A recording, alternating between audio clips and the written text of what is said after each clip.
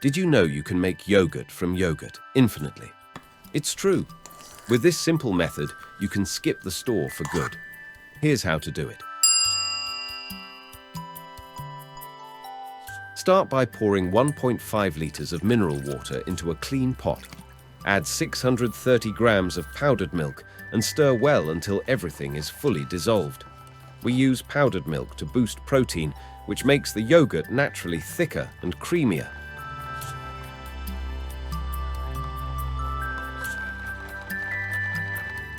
Next, add 1/4 teaspoon of sugar. This step is optional, but it gives the fermentation process a little boost. Place the pot on the stove and warm it gently over medium heat. Heat it for about 3 minutes, just enough to warm the pot and create a cozy environment for fermentation. Once warmed, take it off the heat and let it cool slightly.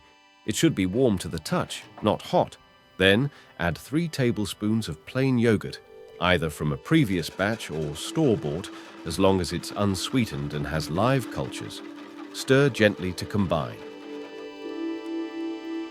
Cover the pot with a lid and wrap it in a thick kitchen towel or cloth to help insulate it and retain warmth. Let it sit undisturbed in a warm spot for 3 to 5 hours. The time will vary depending on your room temperature. Warmer environments work faster, so start checking around the 3-hour mark. You're looking for the yogurt to thicken and set. Just don't leave it too long, or it might turn overly sour or even spill out of the pot.